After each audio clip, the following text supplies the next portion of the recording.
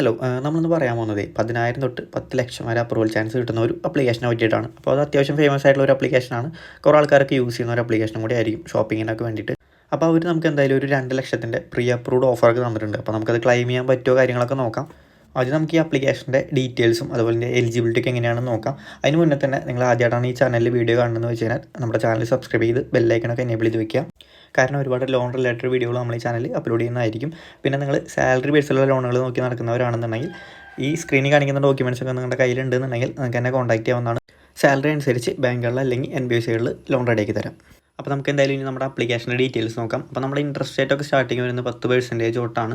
പിന്നെ നമ്മുടെ എമൗണ്ട് അവർ പറയുന്നത് 10,000 തൊട്ട് 10 lakh വരെയാണ് പറയുന്നത്. പിന്നെ പ്രോസസ്സിംഗ് ഫീ ഒക്കെ പറയുന്നത് 0.5% to 7% ആണ്. അത് നമ്മുടെ ലെൻഡേഴ്സിനെ ഡിപ്പെൻഡ് ചെയ്തിരിക്കും പ്രോസസ്സിംഗ് ഫീ ഒക്കെ.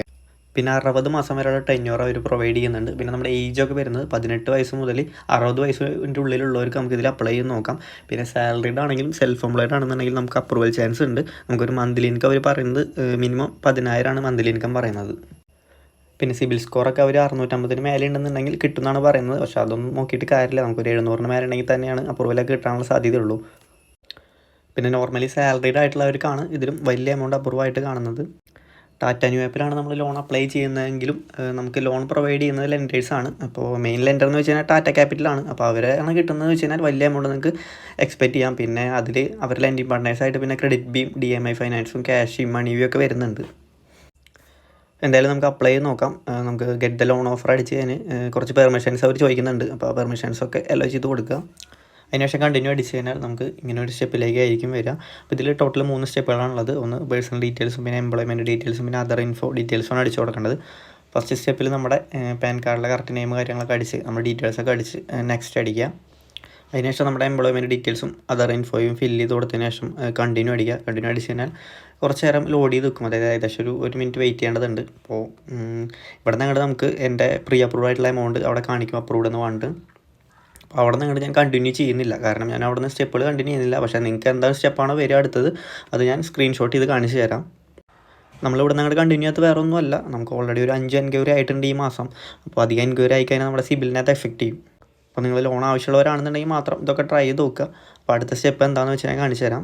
നമുക്ക് എന്തായാലും പ്രീ അപ്രൂവ്ഡ് കാണിച്ച എമൗണ്ട് തന്നെ ഇവിടെ അപ്രൂവ്ഡ് എന്ന് പറഞ്ഞിട്ട് കാണിച്ചിട്ടുണ്ട്. എന്തായാലും ഇവിടെ നിന്ന് ഞാൻ സ്റ്റെപ്പ് കംപ്ലീറ്റ് ചെയ്യുന്നില്ല, കണ്ടിന്യൂ ചെയ്യുന്നില്ല. എന്തായാലും നമുക്ക് നിങ്ങൾക്ക് എന്താ സ്റ്റെപ്പ് വരാമെന്ന് വെച്ചാൽ ഞാൻ കാണിച്ചു തരാം.